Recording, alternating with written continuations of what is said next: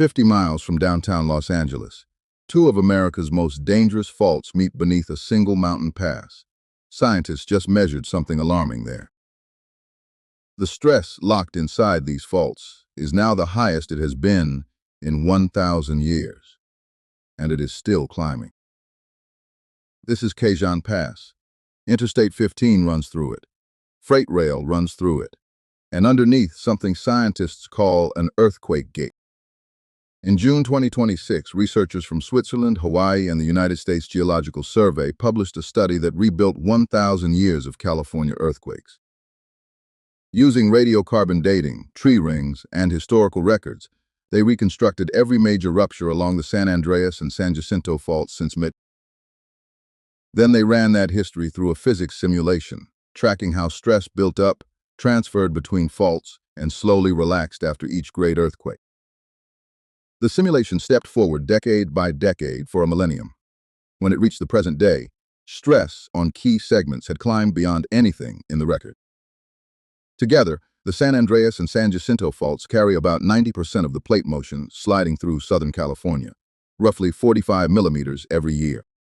That motion never stops. The Pacific Plate grinds northwest against North America, loading the faults like springs that must eventually release. And both fault systems converge at one place, Kazan Pass, a narrow corridor carrying highways, railways, and energy lines into the Los Angeles basin. The researchers describe Kazan Pass as an earthquake gate. Sometimes the gate is closed, and a rupture racing down one fault stops dead there.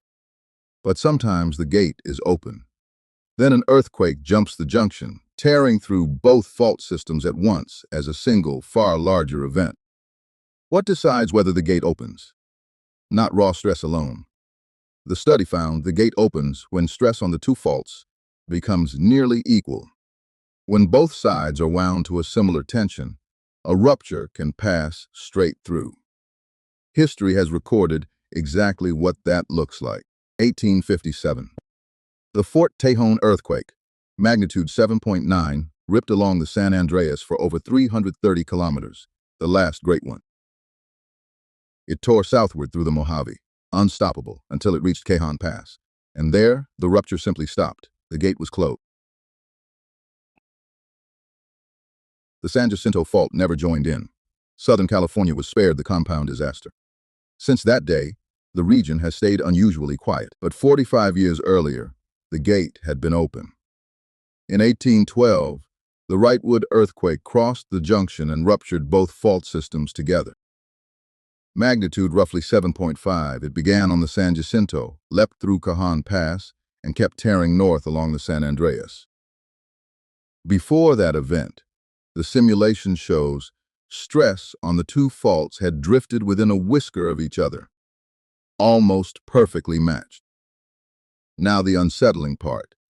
Today, the San Jacinto side of the gate is under more stress than at any point in the entire simulation.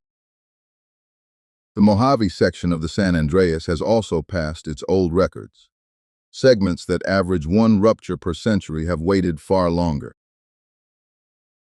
169 years have passed since Fort Tejon, and critically, the stress levels on the two fault systems are converging once again. The lead author put it plainly. The relative stress conditions are approaching the range associated with ruptures that cross both faults at once. A gate-open rupture would dwarf an ordinary earthquake. It could shake the greater Los Angeles area, San Bernardino, Riverside, and the Coachella Valley together.